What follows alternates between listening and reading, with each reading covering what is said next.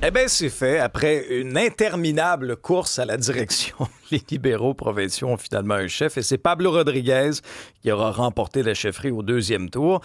On en parle avec Marc-André Leclerc, analyste politique. Ce sera notre rendez-vous quotidien. Salut Marc-André. Bonjour Alexandre. Bon, dans le cas de Pablo Rodriguez, on l'a senti tout de suite dans les sondages, lorsque, par exemple, Léger sondait la population, il y avait un effet Rodriguez. Qu'est-ce que tu penses du choix d'abord des militants du parti? Ben d'abord, Pablo a eu chaud là, quand même entre le premier et le deuxième tour. Le Mhm. premier tour, il y a 10-11 points d'avance, mais il était en bas du 40%. Là. Donc, habituellement, dans une course à 5 candidats, tu veux être en haut de 40% des points au premier tour. Enfin, ça, il ne l'avait pas. Il a eu chaud, ça finit 52, on arrondit, là, 52-48. Bon, clairement, les membres du Parti libéral ont décidé de ne pas aller avec du renouveau, pas aller nécessairement avec un candidat dans les régions du Québec, comme Charles Milliard ou Carl Blackburn, vraiment comme le plus connu des trois, celui, selon les sondages, qui fera en sorte qu'il aurait de meilleures chances de remporter en 2026. Donc, clairement, c'était ça un peu l'avantage pour Pablo Rodriguez. Donc, c'est pas un choix qui est surprenant, c'était le favori. Que ce soit aussi serré, ça c'est peut-être l'effet de surprise. Mais M. Rodriguez, on voit quand même si les sondages ont été bons dernièrement, puis même le mettait à 31%, tout est à bâtir pour lui. Là. Il prend un parti avec 19 députés, peut-être 20, parce que le Marito Nichols va peut-être se rajouter là, aux troupes, va peut-être revenir au sein du caucus libéral, ça devrait être le cas. Fait qu'une vingtaine de députés, donc la marche pour prendre le pouvoir en 2026 est extrêmement haute. Là. Et M. Rodriguez va avoir beaucoup de travail. Et tu sais, quand on parle de reconnecter avec l'électorat francophone, on l'a pas senti ce chemin-là dans son discours samedi. Là. C'est à part de dire merci à tout le monde, puis si vous voulez pas de référendum, venez chez nous. Ben, C'est quoi l'offre politique de Pablo Rodriguez? Ça, il faut falloir qu'il le définisse. Là. Ben, ça, c'est un très bon point. Comment reconnecter avec les francophones? Comment reconnecter avec les régions aussi? Parce que le Parti Aussi. libéral du Québec, là, ça a été beaucoup le Parti libéral de Montréal là, dans les dernières années. T'sais, même l'Outaouais, à un moment donné, tu aurais mis une chaise rouge à une certaine époque, puis la chaise aurait été élue en Outaouais. C'est plus vrai. Là. Il y a des châteaux forts libéraux qui sont passés aux mains de d'autres formations politiques au cours des dernières années. Alors, est-ce qu'il reste quoi, un peu plus d'un an avant les prochaines élections? On sera à l'automne 2026. Est-ce que ça va laisser assez de temps pour Pablo Rodriguez pour s'établir, pour reconnecter avec les Québécois, avec les francophones et se faire un programme qui fait du sens? C'est pas beaucoup. Ça se fait. On a vu au fédéral, là, ce que Mark Carney a réussi à faire en peu de temps. Cependant, ce qui s'est passé avec M. Carney, c'est une exception. Ce n'est pas la règle. Donc, c'est ça le problème. Moi, j'ai toujours trouvé, puis je l'ai dit souvent, que la course chez les libéraux était beaucoup trop tard. Là. Juin 2025, le 14 juin, On aurait c'est pu écourter extrêmement ça un tard. peu, là. 950 jours, Oui, Marc-André. Il y a eu quelques oui. longueurs. Oui, quelques longueurs, quelques longueurs. Donc, mais tu sais, c'est sûr qu'eux vont te dire, ben, ça nous a permis d'avoir des candidats qui seraient pas venus, mais on aurait pu faire le vote le 15 mars, ça aurait fait pareil. Là. Je pense qu'on aurait eu peut-être les mêmes candidats, peut-être seulement M. Blackburn, que lui avait des ennuis de santé, eux un cancer, et est revenu en santé, ça lui a permis de faire la course, mais 950 jours, c'est extrêmement long. Là. Mais il y a beaucoup de.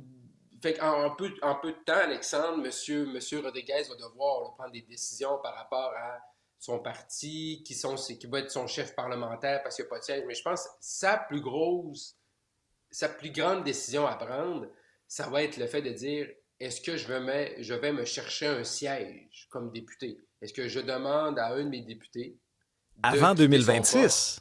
dans 2026? Est-ce que tu veux siéger à l'Assemblée Ben nationale? oui, Ça, c'est oui. ça la plus grande question. Certains vont dire, ben, c'est un an, c'est pas trop long.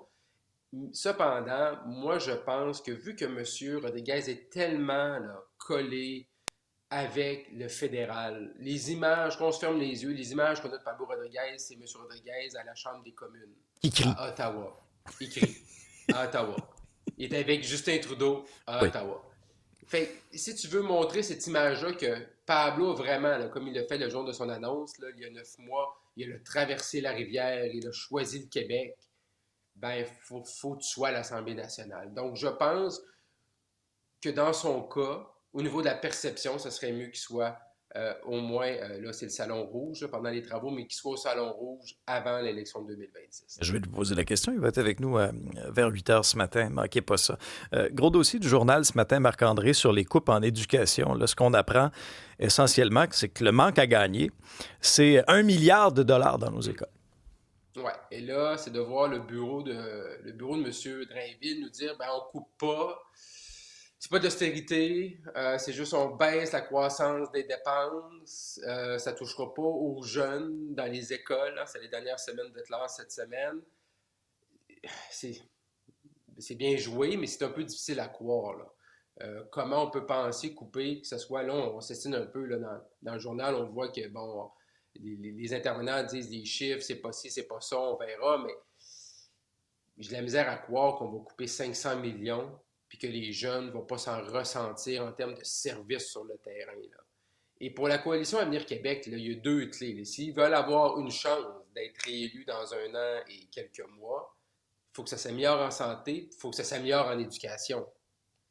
Et fait que là, j'ai de la misère à croire et à voir qu'en coupant autant d'argent, qu'on va améliorer notre système, qu'on va améliorer les services, exemple, aux jeunes qui ont plus de difficultés, qui ont besoin d'un suivi plus particulier.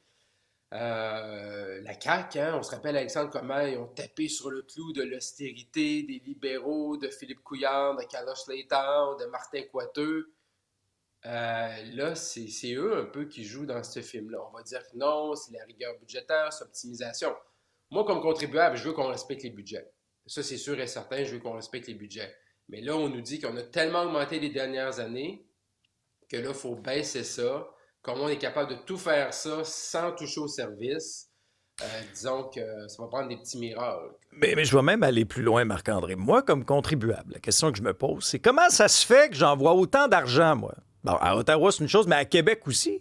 Puis que j'ai si peu de services ou que tout est en train de tomber en ruine. Comment ça se fait qu'il y a une si grande partie de mes impôts qui s'en va dans le budget de la santé, puis que je suis pas capable, par exemple, d'être vu dans un temps raisonnable si je me pointe à l'urgence? Comment ça se fait qu'il y a autant de gens qui nous écoutent qui n'ont pas de médecin? Comment ça se fait qu'il y a autant de gens qui nous écoutent qui poirotent sur des listes d'attente pendant des mois, voire des années? Puis après ça, dans le domaine de l'éducation, on s'entend que c'est deux piliers, santé et éducation, c'est à peu près ça qui nous pompe le plus de notre fric, là. Pourquoi on est Ben, dans un état terrible à ce point-là? c'est le contrat social qui est brisé. Ce qu'on a dit au Québec depuis des années, c'est de dire vous payez des impôts, peut-être plus qu'ailleurs, mais vous avez des services. Puis on regarde les États-Unis avec des modèles différents. On regarde un peu de haut en disant mais eux, il faut qu'ils payent, puis ils n'ont pas d'assurance santé, puis tout ça. Cependant, malheureusement, il y a beaucoup trop de gens qui payent leurs impôts puis qui doivent pallier à côté en payant pour des services privés en santé. Et c'est là, une fois qu'on est arrivé à ce point-là, c'est là que notre modèle ne marche plus. C'est le modèle québécois qui ne fonctionne plus selon moi.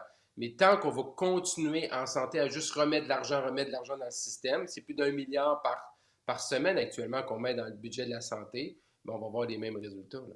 Et pendant ce temps-là, ben, à Kananaskis, ce sera le début Oui, du sommet du G7. Marc-André, qu'est-ce que tu vas surveiller? Il y aura cette rencontre bilatérale entre M. Carney, M. Trump. La pression est quand même forte, hein, pour le premier ministre Carney, là. Oui, pression pour que ça se passe bien. C'est sûr que quand c'est toi qui reçois à la maison, que tu veux que ça se passe bien.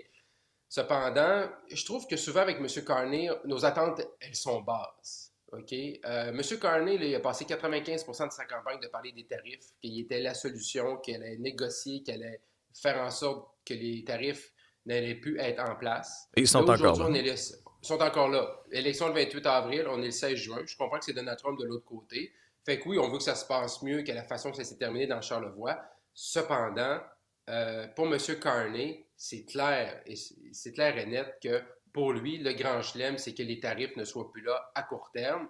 Et tant aussi longtemps que c'est pas fait, Alexandre, on ne pourra pas dire que c'est une réussite, là. Je veux dire, il est élu sur un aspect, c'est de ne pas avoir de tarifs. Aujourd'hui, il y a encore des tarifs. Donc, notre barre, là, elle doit être celle-là. En termes de négociation, de relation avec les États-Unis, on ne peut pas juste se compter de dire ah, il y a eu une belle rencontre avec M. Trump. Non, non. On veut que les tarifs soient levés. Ils n'ont pas raison d'être là.